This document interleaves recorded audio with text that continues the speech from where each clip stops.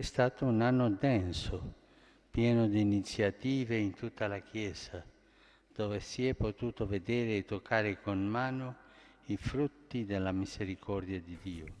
To leto je bilo polno iniciativ po vsej cerkvi, kjer se je lahko videlo in se z roko dotaknilo sadov Božjega usmiljenja, je dejal papež Frančišek organizatorjem izrednega jubileja usmiljenja in vsem, ki so sodelovali pri njegovi pripravi in izvedbi. Nadaljeval je, da je na začetku imel samo preprosto intuicijo, Gospod pa nas kot vedno preseneti in gre onkraj naših pričakovanj.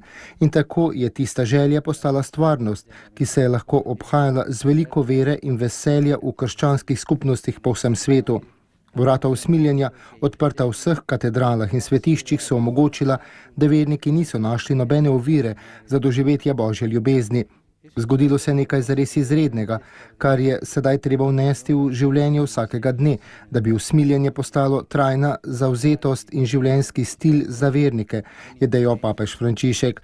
Zahvalil se je za veliko delo, ki so ga v tem svetem letu opravili mnogi.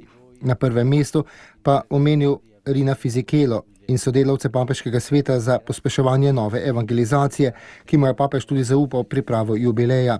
Vsi vi, se obrnil na vse zbrane, ste na različne načine omogočili, da se je ta dogodek milosti ob velikem prihodu romarjev obhajal na urejen in varen način, ter se je pokazala velika duhovna vrednost, ki jo jubilej predstavlja. Papež Frančišek se je tudi zahvalil rimski policiji in vatikanski žandarmariji, bilateralni komisiji med Svetim sedežem in Italijo, švicarski gardi in vsem vatikanskim ustanovam, še posebej guvernatoratu in baziliki svetega Petra. Zahvalo je namenil tudi odgovornim v pokrajini Lazio in občini Rim. Ob koncu se je zahvalil še številnim prostovoljcem, ki so prišli iz različnih koncev sveta in bili vsak dan na razpolago svojim delom, preprosto, tihim in diskretnim.